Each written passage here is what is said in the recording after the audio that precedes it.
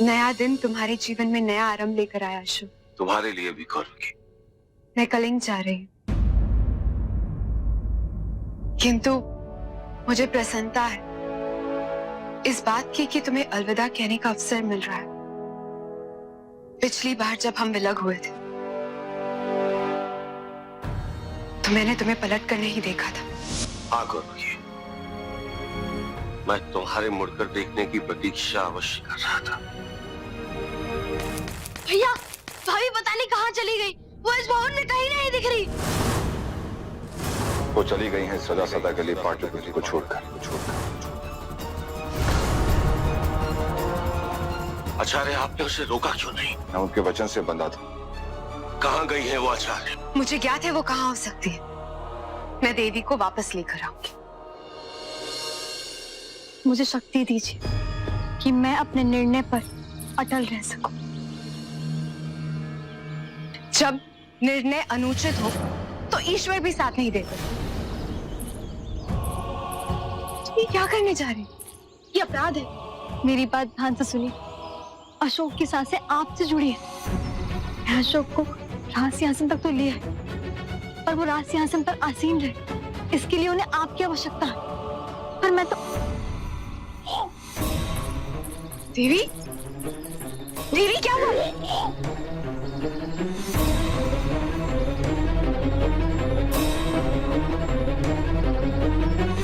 ईश्वर ने हमारे लिए निर्णय ले लिया।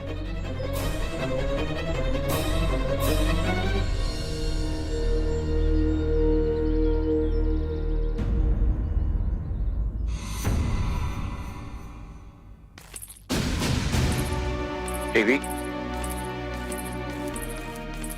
कहाँ चली गई थी तुम? मुझे विश्वास था कि तुम कौरव की बात अवश्य मानोगी।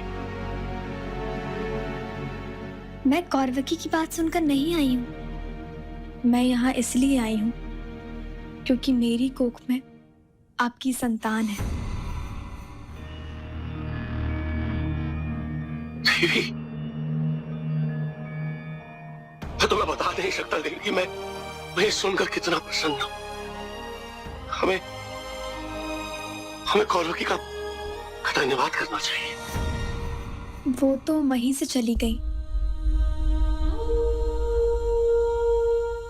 मैं जानता था कि कौरवकी पीछे मुड़कर कभी नहीं देखेगी। सम्राट, कुछ राज्यों ने एक राष्ट्र एक नियम को स्वीकार किया है, परंतु कुछ राज्य जो चंदा के राज्य वंग के साथ हैं, वो विरोध कर रहे हैं। क्या आदेश है सम्राट? आचार्य, मेरे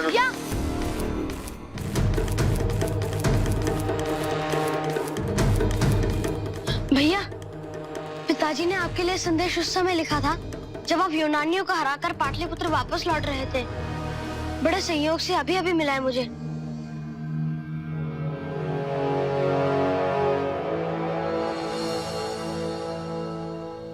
अशोक, तुम्हारा पिता होने के पश्चात भी तुम में विद्यमान गुणों को, तुम्हारे महानता को पहचानने में मैंने बहुत विलंब किया। पता नहीं तुम्हें चक्रवर्ती सम्राट बनते हुए और अखंड भारत का निर्माण करते हुए देख पाऊंगा या नहीं, किंतु इतना अवश्य जानता हूं कि तुम चक्रवर्ती सम्राट बनोगे और अखंड भारत का निर्माण करोगे। एक पिता और एक सम्राट होने के नाते केवल मैं ये चाहता हूं कि जो भूल मुझसे हुई, जो चूक मुझसे हुई, उसकी पुनरावृत्ति तुम नहीं करोगे, उसे नहीं दोहराओगे। एक और महत्वपूर्ण बात, भारत के सभी राज्यों पे विजय पाने के लिए जो कुछ भी करना पड़े करना, किंतु उन्हें एकजुट करके अपने एक ध्वज के नीचे लाना। यदि एक ही राजा ने तुम्हारे निर्णय के विरुद्ध जाने का साहस किया तो संकट बना रहेगा, विशेषकर कलिंग। आज तक मैं महान चंद्रगुप्त मौर्य का पुत्र के रूप में जाना जाता हूं, परंतु मुझे विश्वास है कि इतिहास मुझे चक्रवर्ती सम्राट अशोक के पिता के रूप में स्मरण करेंगे। और इससे बड़ा गर्व मेरे लिए और कुछ नहीं हो सकता। तुम्हारा पिता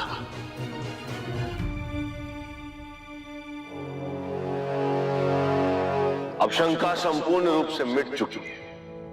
सबके लिए केवल एक ही देश होगा, भारत। आचार्य, वंग पर आक्रमण के लिए कूच किया जाए।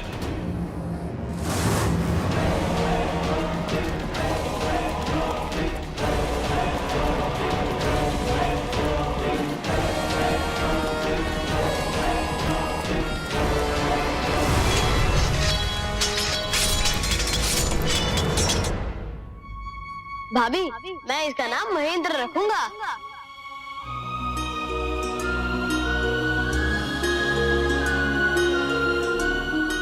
आज अशोक को इस समय यहाँ होना चाहिए था, पर वो रणभूमि में। भाभी, आप चिंतित मत होइए। महेंद्र के सौभाग्य से युद्ध शीघ्र ही समाप्त हो जाएगा और भैया लौट आएंगे।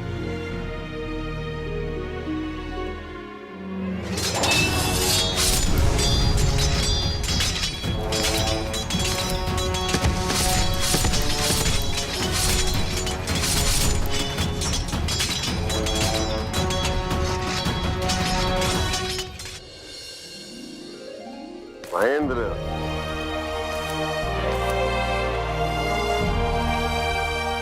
देवी, महेंद्र के जन्म के समय में तुम्हारे पास नहीं था, कि तुम्हें अपना वचन देता हूं कि दूसरी संतान के जन्म के समय मैं युद्ध समाप्त कर अवश्य आऊंगा और उसके पश्चात मैं सदैव अपने परिवार के साथ रहूंगा। मैं आपके लिए जल लेकर आती हूँ। महेंद्र, तुम्हारे पिता को अखंड भारत का निर्माण करना है।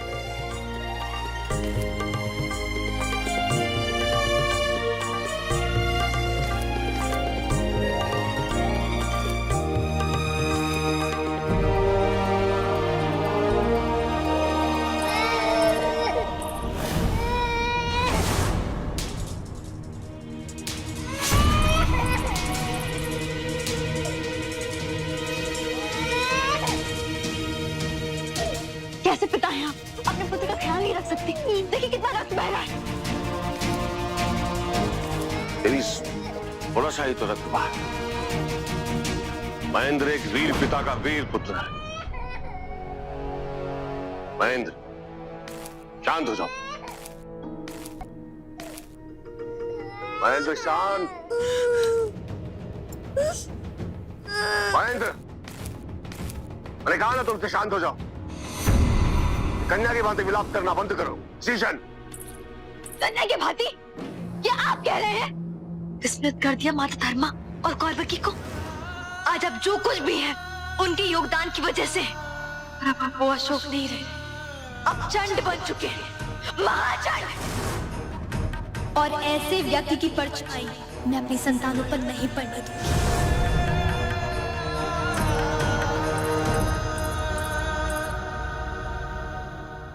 जाओ, तुम भी चली जाओ। इस प्रकार सभी मुझे छोड़कर चलेंगे। ये तो स्मरण रहे कि अशोक अपने प्रेम को अपने लक्ष्य में बाधा नहीं बनने देगा। सम्राट, अखंड भारत का स्वप्न साकार होगा। बस एक राज्य है जो झुक नहीं रहा। जो सर झुक नहीं सकता उस सर को काट देना ही एक बात का विकल्प है मामा। मैंने कभी कल्पना भी नहीं की थी अशोक, एक दिन मुझे तुम्हारा ये रूप भी देखने को मिलेगा। ये वो मार्ग नहीं है जो आचार्य चाणक्य ने तुम्हारे लिए प्रदर्शित किया था। कौन सा राज्य है मामा?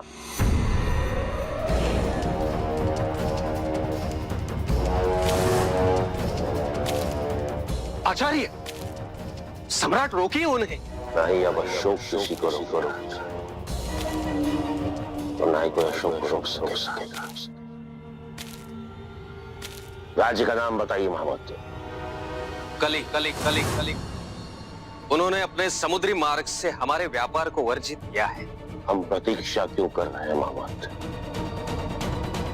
कलिंग पर कूच करने की तैयारी की जाए। सम्राट, कलिंग पे आक्रमण करने का अर्थ कौरव की। आप भूल रहे हैं महमद, अखंड भारत के स्वप्न के समक्ष मेरे लिए कोई कुछ भी नहीं।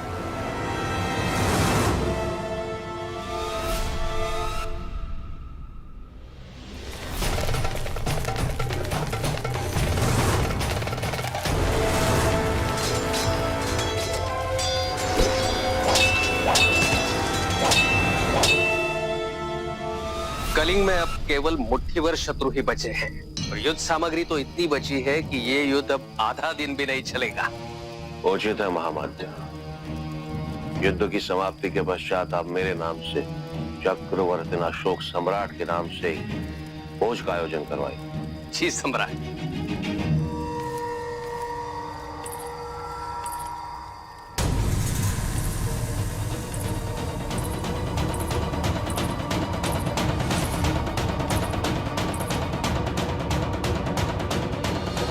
तुम्हारे आने की अपेक्षा थी मुझे, किंतु ऐसे नहीं। शस्त्रों के शिविर में निशस्त्र आने से भय नहीं लगा आपको राजकुमारी? भय तब लगता जब मैं सम्राट अशोक के शिविर में आती। मैं अपने अशोक से भेंट करने आई। तो अपने अशोक से आप वो ना मांगना जो वो दे ना पाए। तुम याचना करोगी तो मेरे लिए ना करना कठिन हो पाएगा। तुमने ये सोच भी कैसे लिया कि कलिंग यहाँ पे तुमसे याचना करने आया है? तुम्हारी विजय अभी तक इसलिए नहीं हुई है क्योंकि कलिंग झुकना नहीं जानता। मैं यहाँ पे राजकुमारी बनकर नहीं आई हूँ। मैं केवल इसलिए आई हूँ क्योंकि कल हम आपस में युद्ध करेंगे। उसके उपरांत क्या होगा हम नहीं जानते। हमारा एक अतीत है, उसके कारण मैं अपने अशोक से भेंट करने आई। उस अशोक से जो अपनों से बहुत दूर चला गया। देश नहीं चाहिए मुझे राजकुमारी, और ये अतीत में जीवित रहना छोड़ दो राजकुमारी। मुझे अपना आज बनाना है। मेरा आज तभी बनेगा जब मैं अपने पिता और अपने गुरु के स्वप्न को साकार करूंगा, और मैं और स्पष्टीकरण देना नहीं चाहता। मैं तुम्हारा यहाँ स्पष्टीकरण लेने नहीं आई थी। मैं अपने अशोक से भेंट करने आई थी, किंतु मुझे लगता है वो यहाँ नहीं है। मैं यहाँ पे आई इसलिए मुझे क्षमा कर दो। रुको राजकुमारी,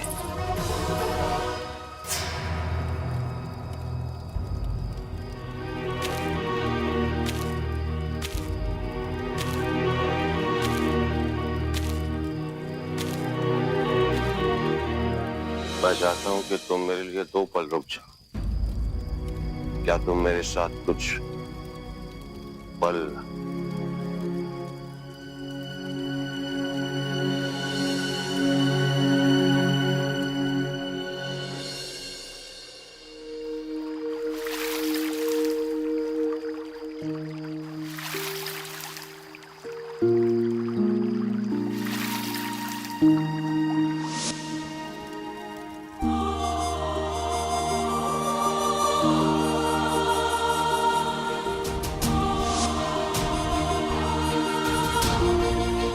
यदि भाग्य ने हमारा साथ दिया होता तो आज हम अवश्य एक होते। तुम कभी मुझसे दूर गए ही नहीं।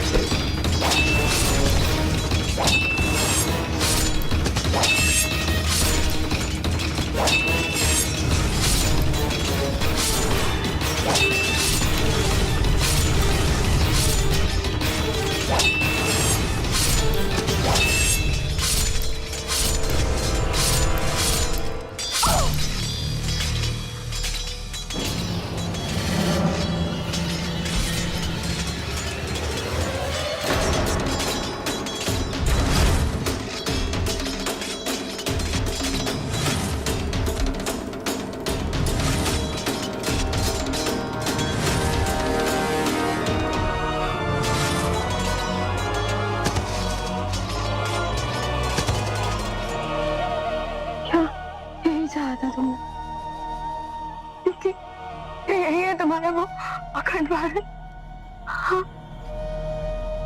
जिसके लिए कितनों ने अपने प्राण त्याग दिए ताकि तुम सम्राट बन सको।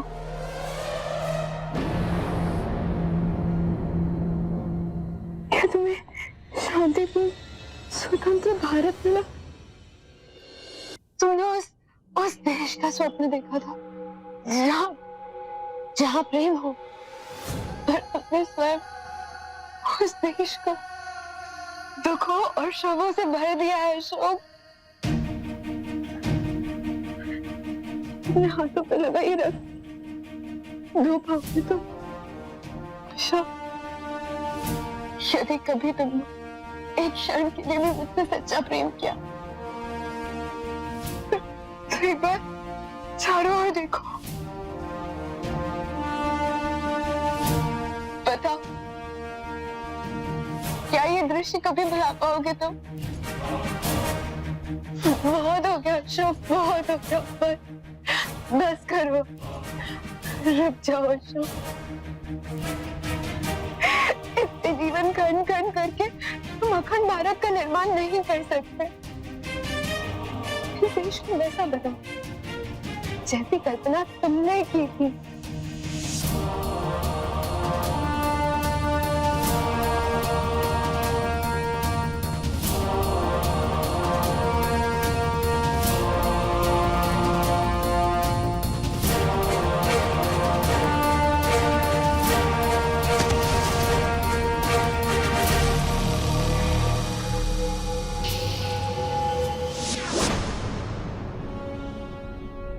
सम्राट बलराज की जय!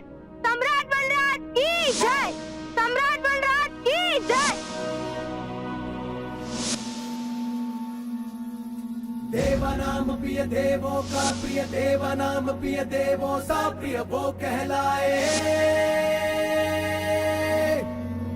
शूरवीर बलवान दयामय प्रजापाल रक्षक करुणामय वो कहलाए। है महान जन जन समदर्शी चक्रवर्ती राजा प्रियदर्शी वो कहलाए। तुम्हारा जन्म किसी महान उद्देश्य की पूर्ति के लिए हुआ है और जब समय आएगा तब तुम्हें इस बात का बोध होगा।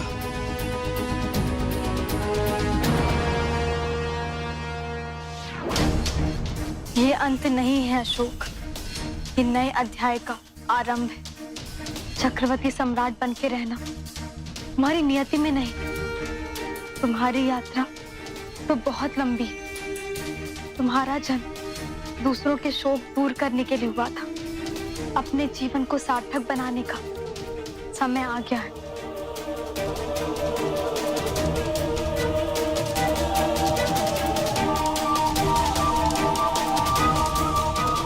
कलिंग युद्ध में हुई क्षति और नरसंहार के बाद अशोक शांति की खोज में निकल पड़ा। अशोक के शिलालेख एक ऐसे शासक का प्रमाण देते हैं जिसने सामाजिक रूप से अपनी भूल, अपने अपराध स्वीकार कर उनका प्रायश्चित किया। अशोक आज हमारे साथ नहीं, पर अशोक की महानता की कहानी हमारे साथ प्रेरणा बनकर सदैव रहेगी। हमारे राष्ट्र चिन्ह और अशोक चक्र हमें उनके महान शासनकाल का स्मरण कराते रहेंगे। भारत के इतिहास में अशोक जैसा महान सम्राट कोई दूसरा नहीं हुआ।